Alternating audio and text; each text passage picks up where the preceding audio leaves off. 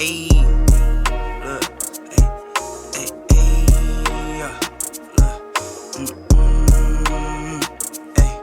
I'm in the lab like Dexter, brand new batch he tested. I'm with all the extras, don't try and bitch, I'm pressure. I'm the type to step on steppers, I'm the type to step on steppers. I'm the type to step on steppers, I'm the type to step on steppers. Let's go ahead and jump right into it. It was like AFC South. We'll go ahead and give our predictions there. We'll do a little bit differently in comparison to our last episode. We won't do the game-by-game predictions. We'll just give our record predictions and also our standing predictions for those four teams in that division. So, of course, Abdi will kick us off there. All right. So, winning this division, I have the Jacksonville Jaguars. I have them finishing 11-6. Next, at number 2, I have the Tennessee Titans going 10-7. At number 3, I have the Houston Texans going 6-11, and at last place, I got the Colts going 4-13.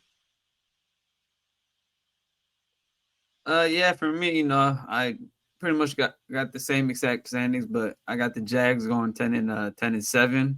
I got the Titans going 9-8. Houston, I have Houston right here sitting at 5-12, and then I'll have the Colts sitting at 4-13.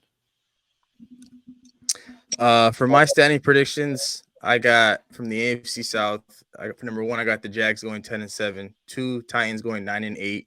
3, Colts going 7-10, and 4, Texans going 6-11. I think people need to know why you have the Colts finishing dead last in this division with everything going on in their locker room right now. I mean, this isn't even counting the Jonathan Taylor situation. That's something where there's a lot of stuff that maybe happens in the background that we're not aware of. But just talking about the team overall, Anthony Richardson, he's a project player. Even if we were to liken him to someone like Justin Fields, at the end of the day, Justin Fields came in as a better pocket passer. He's an overall better passer than Anthony Richardson. Well, Anthony Richardson has the athletic traits and the tools. I'm not particularly, confident in his ability to come in and, provide this team with any semblance of a passing attack. They did pick up Shane Steichen as their offensive coordinator, who we did work with Jalen Hurts, and Jalen Hurts had his best season under him. But I'm not particularly confident about Anthony Richardson's ability to be a pocket passer at this point. I think he's a project player. It's going to take a while, and I'm not particularly sure how this offense is going to look outside. I do think that they're going to have a fun rushing attack if they're able to keep Jonathan Taylor there and they don't trade him. I think that combination, Anthony Richardson and Jonathan Taylor, can be a fun rushing attack. But overall, as a complete quarterback, I don't think he's there yet. I mean, I think that's fair to say. But I think what Big H, you had the Jacksonville Jaguars going 10-7, just like me. Yeah. Have we all take a look at their schedule? Have we took a look at their schedule yet?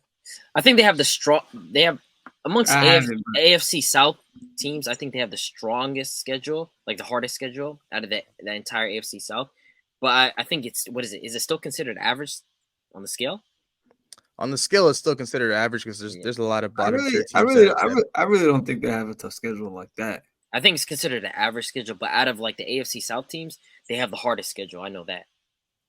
I mean, they got a lot of tough matchups, man. They got a home game against KC.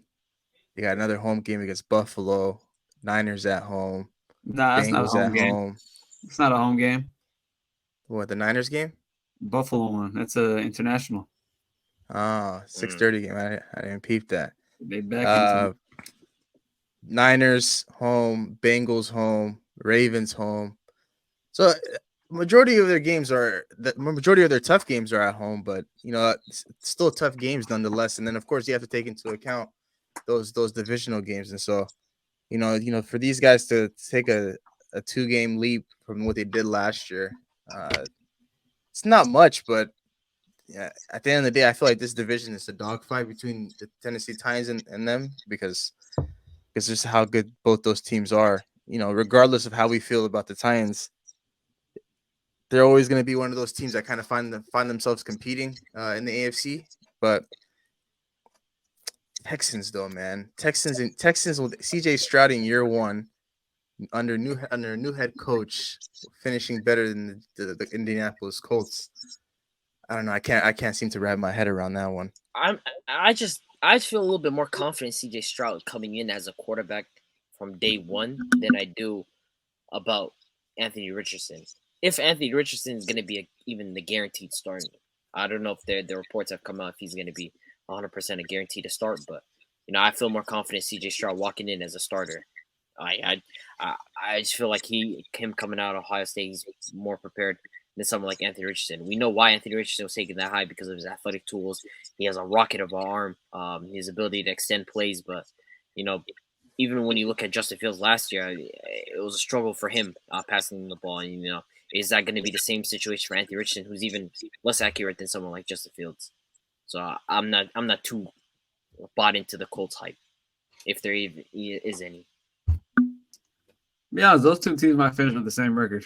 I mean, yeah, I'm not gonna. They're both gonna be. They're not far behind each other. They're not. They might not. They might end up not being far behind each other. But I just feel like the Texans, they kind of win a little bit more, attempting. I feel like people are under. I think the Texans are attempting in their minds to get a lot more wins than they did last year because they traded away. I think their next year's pick for Will Anderson, and so it seems like in their minds that they want to compete more in this division. Maybe not necessarily win the division, but it does seem like they are attempting to compete against these teams in this division. So, I don't see that same, semblance for the Colts. That's fair. Right now, I'm looking at last year's standings where the Jacksonville Jaguars finished winning this division at 9-8. The Tennessee Titans were at 7-10. The Colts were at 4-12. And then the Houston Texans were at 3-13-1, along with the Colts being at 4-12-1. So you basically got the Colts being pretty much the same as they were last year, but the Houston Texans taking a little bit of a leap in comparison to last year. 3-13, going up to what? You had them at 6-7 wins. Yeah, 6 wins. 6-7 wins. I don't think they go up that much. They're gonna. I mean, Will Anderson's gonna come in. I think he's going to have an impact. They have CJ Stroud as their quarterback. They have, John Michie, maybe if he takes a leap. They have Derek Stingley, and they have another cornerback. I forgot his name. Was it Shaquille Griffin? Who was it? They picked up another corner. So the team is kind of fun.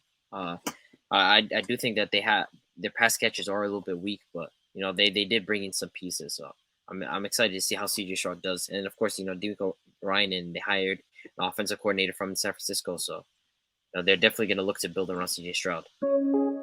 Record a new hit, then we making us a film. Wouldn't sign a deal if I got a couple mil. Been in the lab, now they throwing out deals. Me and now Lakes, now that's overkill.